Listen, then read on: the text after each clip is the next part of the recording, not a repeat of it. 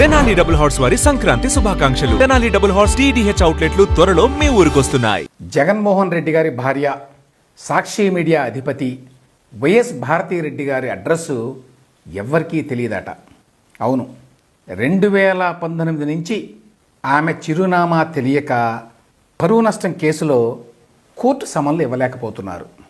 అంతేకాదు, ఇందులో ఇంకో విశేషం ఏంటంటే, భారతి గారి మీద ఈ క్రిమినల్ డెఫమేషన్ సూట్ వేసినందుకే జగన్మోహన్ రెడ్డి గారి ప్రభుత్వం అప్పట్లో చంద్రబాబు నాయుడు గారి మీద ఫైబర్ నెట్ కేసుని పెట్టింది. ఈ మొత్తం వ్యవహారం వెనక కథ ఏంటో చెప్తాను. 2019లో అధికారంలోకి రావడానికి ముందే ఫైబర్ నెట్ మీద సాక్షి మీడియా రకరకాల కథనాలు ప్రచురించింది.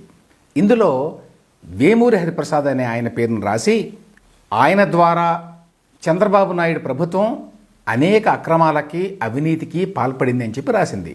ఆ స్టోరీల్లో హరిప్రసాద్ మీద చాలా ఆరోపణలు కూడా చేసింది.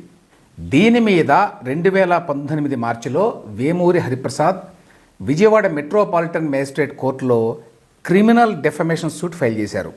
చట్ట ప్రకారం ఈ పిటిషన్ మీద కేసు ఫైల్ చేయాలని వైఎస్ భారతి గారికి నోటీసులు ఇవ్వాలని చెప్పి మాచవరం పోలీసుల్ని మేజిస్ట్రేట్ కోర్టు ఆదేశించింది.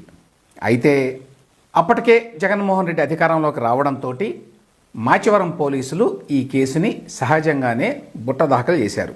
కోర్టు ఆదేశాలను పట్టించుకోవడం లేదని చెప్పి 2021 జులైలో హరిప్రసాద్ ఏపీ హైకోర్టుకు వెళ్ళారు. దీని మీద మళ్ళీ మీరు మేజిస్ట్రేట్ కోర్టుకి వెళ్ళి ఈ పిటిషన్ వేసుకోండి అని చెప్పి హైకోర్టు చెప్పింది. అయితే 2 ఏళ్లైనా కూడా పోలీసులు కేసు నమోదు చేయలేదు ఈ పిటిషన్ మీద అనే దాని మీద హైకోర్టు చాలా ఘాటు వ్యాఖ్యలు చేసింది. ఈ హైకోర్టు ఆదేశాలు 2021 ఆగస్టులో వచ్చినాయి.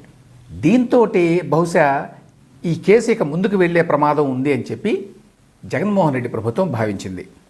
వెంటనే అంటే 2021 సెప్టెంబర్లో ఫైబర్ నెట్ కేసుని నమోదు చేసి చంద్రబాబు నాయుడు గారితో పాటు హరిప్రసాద్ను కూడా నిందితుడిగా చేర్చింది.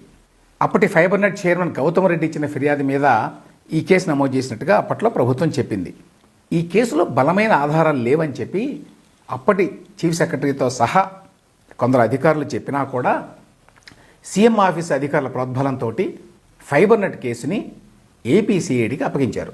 చంద్రబాబు గారు స్కిల్ కేసులో జైల్లో ఉండగానే ఏసీబీ కోర్టు ద్వారా ఈ కేసులో కూడా అంటే ఫైబర్ నెట్ కేసులో కూడా అరెస్ట్ అయినట్టు చూపించారు అప్పట్లో. సో ఈ కేసు కట్టడానికి ప్రధాన కారణం హరిప్రసాద్ వేసినటువంటి క్రిమినల్ డెఫమేషన్ కేసులో వైఎస్ భారతి గారికి ఇబ్బంది కలిగించటమే అని చెప్పి ఆ తర్వాత తెలిసింది. వేమూరి హరిప్రసాద్ వేసిన డెఫమేషన్ కేసులో హైకోర్టు ఆదేశాల తర్వాత వైఎస్ భారతి గారికి మేజిస్ట్రేట్ కోర్టు సమన్లు ఇచ్చింది. హైదరాబాదులో ఉన్న సాక్షి ఆఫీస్కి ఈ సమన్లను పంపిస్తే అసలు ఆ పేరుతోటి ఇక్కడ ఎవరూ లేరని చెప్పి వెనక్కి పంపించారు. ఆ తర్వాత పోయిన ఏప్రిల్లో అంటే 2024 ఏప్రిల్లో మళ్ళీ రెండోసారి భారతికి కోర్టు వారు సమన్లు పంపారు. ఈ సమన్లని తాడేపల్లి అడ్రస్కి పంపించారు. మరి జగన్మోహన్ రెడ్డి గారు అక్కడే కదా ఉండేది, కానీ అక్కడ కూడా ఆమె లేరు అని చెప్పి ఈ సమన్లను తీసుకోకుండా వెనక్కి పంపించారు. ఇప్పుడు కోర్టు ఆమెకి మళ్ళీ బహుశా సమన్లు పంపించాలి. ఈలోగా హైకోర్టులో క్వాష్ పిటిషన్ ఏమైనా వేస్తారేమో చూడాలి భారతి గారి తరఫున. ఏదేమైనా కూడా వైసీపీ అధినేత భార్య, సాక్షి మీడియా ఓనర్ అయిన వైఎస్ భారతి గారి అడ్రస్ దొరకపోవటం విచిత్రమే.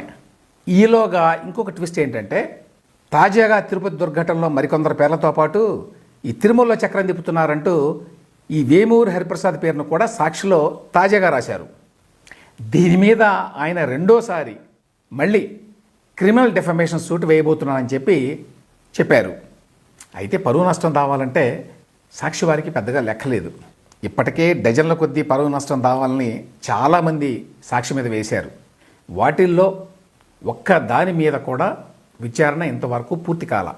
మన దేశంలో కోర్టుల పనితీరు తెలుసు కాబట్టి 100 ఏళ్లైనా వాటిని విచారణకి రాకుండా చేయగల సామర్థ్యం సాక్షి వారికి ఉంది కాబట్టి ఈ విషయాల్లో సాక్షి వారు బేఫికర్గా ఉన్నారు అని చెప్పి అనుకోవాలి.